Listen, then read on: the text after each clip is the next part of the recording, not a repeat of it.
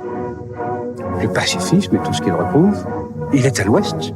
Et les euromissiles, ils sont à l'est. We shall fight in the hills. We shall never surrender. Não estamos mais isolados. A solidariedade europeia não nos faltará. Diplomatas, um podcast de análise da atualidade internacional com Teresa de Sousa e Carlos Gaspar. Aqui estamos para mais um episódio do Diplomatas, um podcast do Público e do Instituto Português de Relações Internacionais. O meu nome é António Saraiva Lima e neste programa contamos, como habitualmente, com o professor e investigador Carlos Gaspar. A jornalista Teresa de Sousa continua de férias e por isso recebemos com muita satisfação o Amílcar Correia, jornalista, relator principal, colunista, um dos autores do podcast P24 do Público, que nos acompanha a partir do Porto.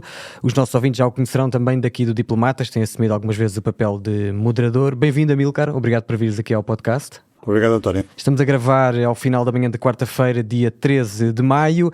É precisamente o dia em que Donald Trump, presidente dos Estados Unidos, chega a Pequim para uma visita muito aguardada de 3 dias à China. Este será o primeiro tema do nosso programa. Vamos depois olhar para o Reino Unido, à hora em que gravamos. Keir Starmer ainda se mantém no cargo, mas os pedidos de demissão não param de aumentar. Depois do péssimo desempenho do Partido Trabalhista nas eleições autárquicas inglesas, realizadas na semana passada e vencidas pela direita radical de Nigel Farage. No final do episódio vamos olhar para os últimos desenvolvimentos da Ucrânia, que inclui uma proposta de Vladimir Putin de dar ao antigo chanceler alemão Schröder a hipótese de servir de mediador nas negociações de paz. Para quem nos ouve desse lado, não se esqueçam de que podem enviar questões e propostas de temas para debate. Basta enviarem um e-mail para antonio.lima@publico.pt ou para podcast@publico.pt. Vamos então à China. Donald Trump chega esta quarta-feira a Pequim para uma visita de 3 dias, que incluirá naturalmente um encontro com Xi Jinping, presidente chinês, secretário-geral do Partido Comunista. Um encontro que se realiza num momento económico e geopolítico bem diferente do que se previa quando este encontro foi agendado e adiado há uns meses. Os Estados Unidos atacaram o Irão, ainda não encontraram uma saída para o conflito, a sofrer com as consequências energéticas e diplomáticas de uma guerra lançada contra um aliado seu. A China tem estado envolvida, ainda que indiretamente, nos esforços diplomáticos para uma solução de paz. Questões relacionadas com a crise do Médio Oriente vão estar, obviamente, em cima da mesa, assim como questões sobre o comércio bilateral entre as duas maiores economias do globo. Recorde-se que os Estados Unidos e a China ainda não encontraram uma solução definitiva para a trégua comercial que acordaram em outubro do ano passado, isto depois de terem chegado a impor tarifas acima dos 100% à importação dos respectivos produtos. A questão de Taiwan também deve ser discutida, mas duvido que saia alguma coisa sobre esse assunto cá para fora. Por isso eu perguntava ao Carlos o que é que podemos esperar desta visita. Não é a visita de Nixon à China, mas é, apesar de tudo, a segunda visita do presidente Trump a Pequim, no primeiro mandato, agora no segundo mandato. Há uma normalização das cimeiras entre os dois principais dirigentes das duas superpotências, como disse o presidente dos Estados Unidos à partida de Washington. Isso segue-se a um período em que praticamente não houve contactos de alto nível, nem de nível intermédio durante o mandato do presidente Biden. Nesse sentido, há uma normalização.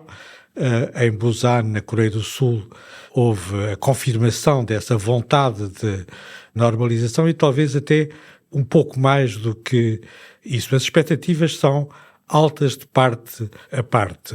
Wang Yi e Marco Rubio falaram prepararam diretamente esta visita. O secretário de Estado norte-americano sublinhou que a relação entre os Estados Unidos e a China é a relação bilateral mais importante do mundo e a agenda tem 2 ou 3 temas de primeira linha. O primeiro tema é, obviamente, consolidar a détente geoeconómica que se iniciou, de alguma maneira, na primeira cimeira entre Trump e Xi Jinping neste segundo mandato. Os dois Estados querem continuar o desacouplamento das suas economias, mas precisam de tempo e de um quadro em que essa separação das duas principais economias internacionais se faça sem acidentes. Ambos precisam de tempo para recuperar autonomia em domínios críticos. No caso dos Estados Unidos, obviamente, as questões do processamento dos minerais raros, toda essa fileira está praticamente nas mãos da República Popular da China. No caso da China, desde logo, tudo o que tem a ver com os semicondutores, onde o atraso da China é marcado, mas sobretudo há esta ideia de que precisam de tempo e de um quadro de detente geoeconómica para conseguirem passar para uma nova relação entre as duas economias. Houve mesmo uma proposta em cima da mesa, não sabemos se vai avançar, de criar um Conselho de Comércio como o Conselho da Paz. Portanto, seria a primeira instituição criada entre os Estados Unidos e a China. Todas as instituições criadas pela China nas últimas décadas excluem sempre os Estados Unidos.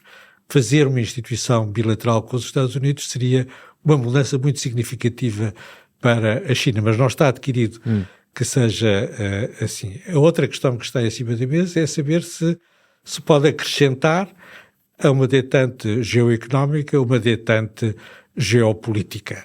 E aí trata-se de falar de Taiwan, por um lado, e do acordo nuclear sobre as armas nucleares entre os Estados Unidos, a China e a Rússia, por outro lado. A primeira é a questão crucial para a China, e o ministro Wang Yi sublinhou isso na conversa com Marco Rubio.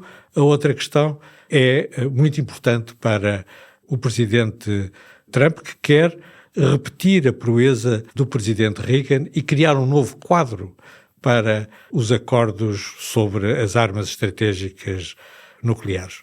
A questão crucial aqui é saber se os Estados Unidos estão dispostos a pagar o preço, isto é, a redefinir a sua posição em relação a Taiwan.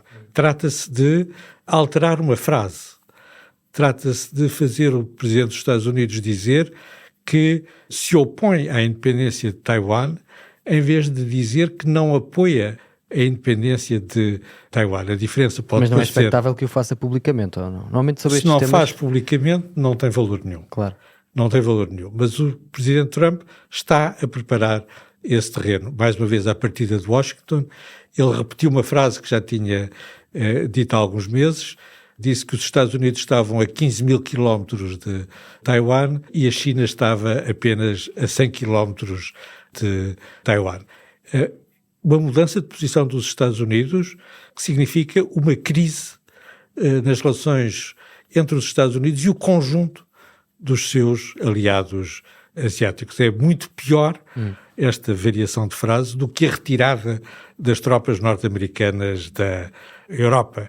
E significaria que o presidente dos Estados Unidos está disposto a ter crises simétricas com os seus aliados europeus e asiáticos. A contrapartida seria, eu estou a especular, que a China aceitasse, o que sempre recusou até agora, participar em negociações sobre a limitação de armas estratégicas nucleares. A China está a aumentar exponencialmente o seu dispositivo nuclear, já duplicou o número de vetores nucleares que tem e quer a paridade.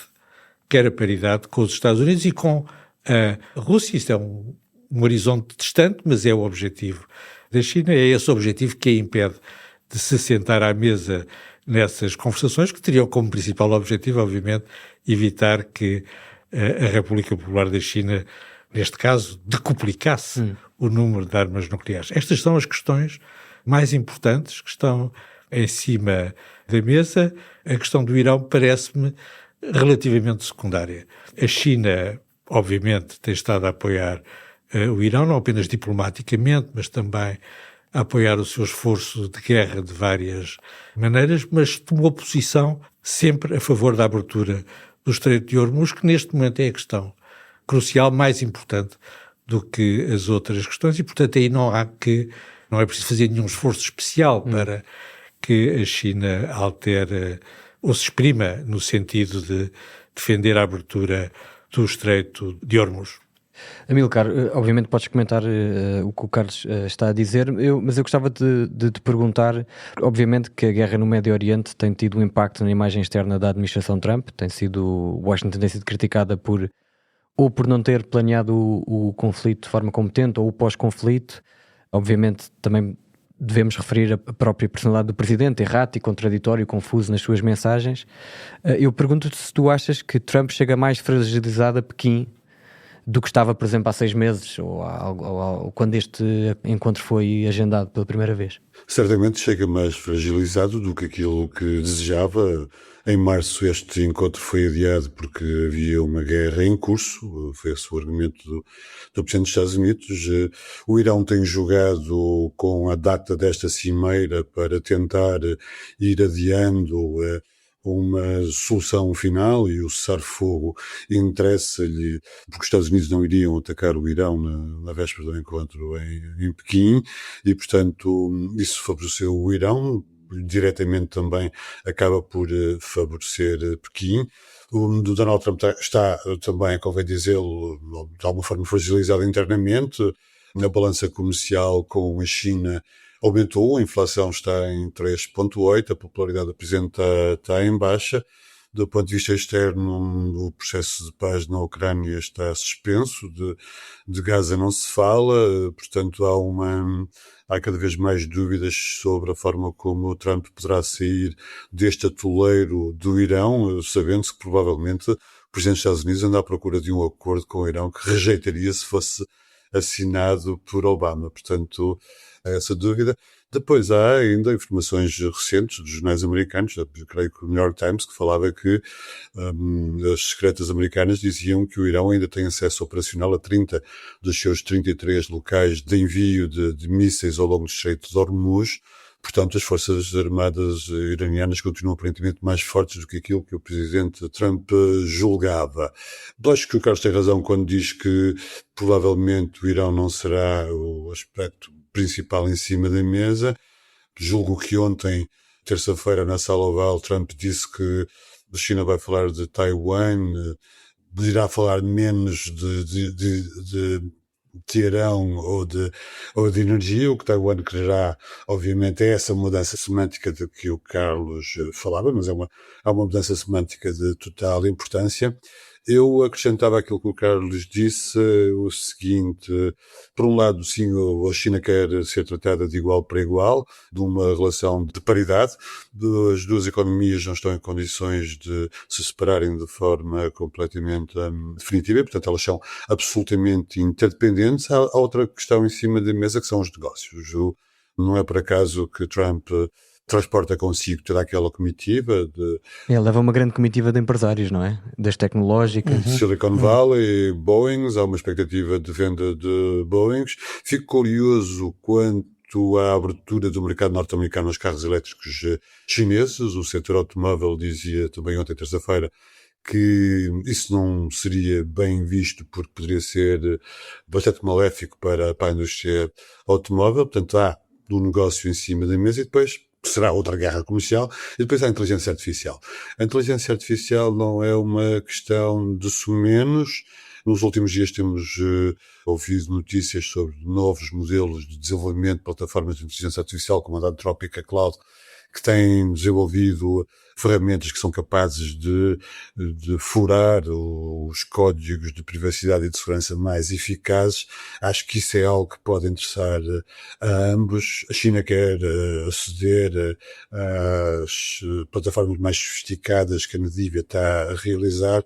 Pode haver aí alguma troca, sabendo-se que os Estados Unidos têm uma vantagem na inteligência artificial e que a China tem uma vantagem nos minérios e nas terras férteis. Muito bem, da Ásia viajamos até ao Reino Unido. Keir Starmer, primeiro-ministro britânico, está debaixo de fogo depois de o Partido Trabalhista ter perdido quase 1.500 vereadores nas eleições locais em Inglaterra, realizadas na semana passada. Também ficou arredado do poder no país de Gales, após décadas de domínio no território, nas legislativas galesas. Também não foi capaz de travar nova vitória do Partido Nacional Escocês na Escócia. O Reform UK, partido de direita radical, populista e anti-imigração, de Farage, foi o principal vencedor da jornada eleitoral. Mais de 90 deputados do Labour pedem ao primeiro-ministro que se demita, ou que apresente um calendário para uma transição pacífica. Starmer rejeita ainda assim sair, desafia os seus adversários internos a candidatarem-se contra ele. Por isso mesmo, o rei Carlos III faz hoje, deve estar a fazer neste momento, o tradicional discurso no Parlamento que lança o próximo ano legislativo do governo. Carlos, eu pergunto o que é que está a falhar numa governação trabalhista que ainda nem sequer fez 2 anos? É um horror. Há uma revolução populista na Europa que está a destruir a velha política europeia, que está a destruir o centro, o bloco central em todos os principais países europeus, na Alemanha, em França, obviamente, e agora também na Inglaterra. A Inglaterra estava em mau estado, a dita revolução populista Tory tinha praticamente destruído o Partido Conservador, 5 primeiros-ministros em 8 anos. Aparentemente, o Partido Trabalhista quer ter um igual número de primeiros-ministros num prazo mais curto, uma vez que terá eleições daqui a 2 ou 3 anos, se ceder à tentação ou ao pânico mesmo de alterar, de mudar de primeiro-ministro perante esta catástrofe eleitoral. É uma vaga de fundo e o próprio facto de ser uma vaga de fundo impõe que os responsáveis políticos tenham a cabeça fria e compreendam que não é uma mudança de primeiro-ministro que vai alterar a capacidade do Partido Trabalhista de responder a esta zanga dos eleitores. Aparentemente, no léxico político britânico falam de anger, como em França falam de colère. Há aqui uma revolta geral. Lembra um pouco os anos 60, no caso dos anos 60 mais à esquerda, agora francamente à direita, mas parece um movimento que é imparável, mesmo quando não tem. É o caso em França, é o caso na Alemanha e é o caso na Grã-Bretanha. Do outro lado, um partido responsável, com elites próprias, ou um dirigente carismático. É o deserto. O Reform Party é um deserto absoluto. O partido, os Verdes, que ganhou também, que subiu também perante a queda do Partido Trabalhista, é outro deserto. Os partidos nacionalistas, o Partido Nacionalista Escocês, é outro deserto. Portanto, isto é um voto de punição. É um voto de punição, não é um voto numa alternativa, é um voto de punição no Partido Trabalhista que se segue à punição ao Partido Conservador. É um desastre para a política britânica e é um desastre para a política europeia. Lembra-me um pouco a situação de Gorbachev. Aliás, Starmer tem-se dedicado muito à política europeia e internacional, resistiu ao lado do chanceler alemão e do presidente francês às pressões brutais do presidente dos Estados Unidos, designadamente para se envolver na guerra do Irão. Para a Inglaterra e para a sua relação especial é um esforço adicional muito importante. Starmer com Macron e Merz são a garantia de que a Europa existe na política internacional, e entre os candidatos à sucessão de Starmer não há um que tenha a menor experiência internacional. Aliás, na última versão destas intrigas de corredor, Starmer passaria para secretário do Foreign Office e deixaria um pobre ser inexperiente, mas atento com certeza à tentativa de resolver os problemas da fúria dos eleitores britânicos em Downing Street. Não se vê nada de positivo. E o facto do Partido Conservador também estar muito fragilizado também não ajuda, não é? O Partido Conservador diz que subiu ligeiramente, mas que não tem... Não desapareceu, no fundo, não é? Não desapareceu, já é qualquer coisa, mas não tem a menor credibilidade neste momento como alternativa. Amílcar, o Carlos já fez aqui esta contabilidade, mas eu vou voltar a referir porque acho que os números são importantes. Desde 2016 o Reino Unido já teve 6 primeiros-ministros, 5 conservadores, 1 trabalhista. Provavelmente terá outro trabalhista até ao final do ano, portanto em 10 anos terá 7 primeiros-ministros. E até às eleições de 2029 ainda poderá ter mais. Sim, é verdade, sim.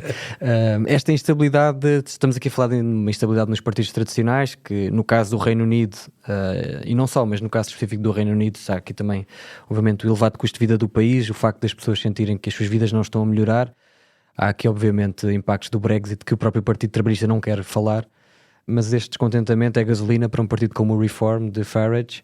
Ou seja, o que está a acontecer no Reino Unido, o Carlos também já explorou isto, não é muito diferente do que se tem passado nos Estados Unidos ou noutras democracias. Isto faz muito lembrar a presença de Joe Biden. Também foi um pouco assim, não é? Em muito pouco tempo tornou-se altamente impopular. Sim, o problema dos democratas, não é? Que eram acusados de ter de terem ignorado a classe trabalhadora e o seu eleitorado, não é? Os partidos incumbentes, estes partidos os quais chamamos tradicionais, têm de facto essa dificuldade em regimes democráticos de conseguir de lidar com os grandes problemas que afetam as pessoas hoje em dia, que é o fracasso sucessivo dos governos em garantir que a riqueza ou o poder sejam distribuídos de forma justa pelo país, o problema da habitação, desde logo, o problema do custo de vida, com a agravante também depois do discurso anti-imigração, não é? Esse discurso que o Farage explora até ao tutano. Este voto é um voto contra o status quo, não é? É um voto contra o status quo, não só contra os trabalhistas, mas também contra os conservadores, que acabam também por ser prejudicados por se terem eventualmente colado a uma linha mais radical, personificada pelo Nigel Farage. Os trabalhistas têm uma ameaça à esquerda, que é a dos verdes. Sim, a própria natureza do sistema eleitoral faz com que, perdendo votos à esquerda, o Partido Trabalhista não consegue, e perdendo também à direita, acaba por o Reform não precisar assim, de tantos mais votos para poder ganhar. Sim, o sistema garante governabilidade. Toda a gente agora fala, nomeadamente o Polanski dos Verdes, no fim do bipartidarismo. Será curioso pensar se Tories e se Labour poderiam, teoricamente, ser substituídos, se o bipartidarismo poderia ser substituído, por um lado, pelos Verdes e pelo Reform UK. E o que é que aconteceria num cenário desses? Mas, de facto, o que nós estamos a assistir é uma ilusão. Nós não queremos saber. Não queremos saber, não é? Não queremos saber. Eu acho que se isso acontecesse seria absolutamente desastroso, desde logo para o Reino Unido, porque seria um combustível, para usar o teu termo, combustível para a independência da Escócia ou até do país de Gales, porque sendo governados por um partido nacionalista inglês, haveria mais razões para a independência, né? Sim, agora estamos também num cenário em que no governo da Escócia haverá um partido nacionalista, continuará a haver um partido nacionalista escocês, no governo do país de Gales um partido nacionalista galês e na Irlanda do Norte o Sinn Féin também é o partido mais votado, portanto. Mas se reparares, o tema não foi muito discutido durante a campanha, não foi um tema que os partidos tenham colocado em cima da mesa, portanto a questão não se coloca. Poderia colocar-se, de facto, se o Farage fosse adiante.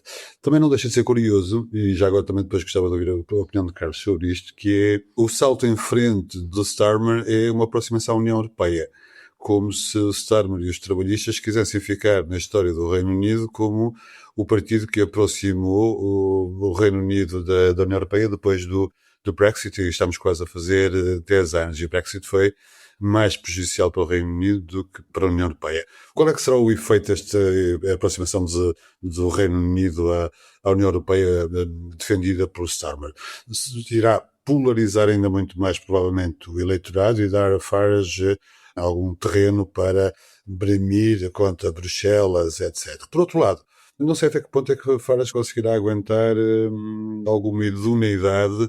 Ele ainda hoje vi notícias de que ele estaria a ser investigado por ter recebido donativos de um multimilionário da criptomoeda, utilização de um helicóptero de um financiador, por aí fora. E depois há aquelas ideias absurdas que ele tem expresso. Uma delas é instalar centros de detenção para imigrantes nas áreas que votem no partido, nos verdes.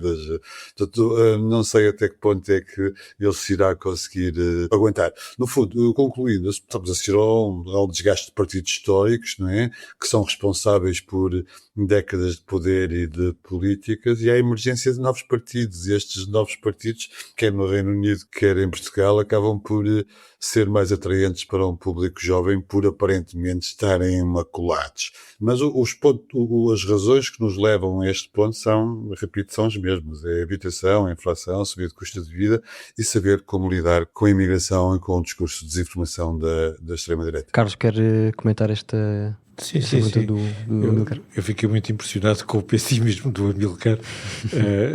Estou a tentar recuperar a ideia de que o Parlamento Britânico possa ser dividido entre os Verdes e o Reform Party.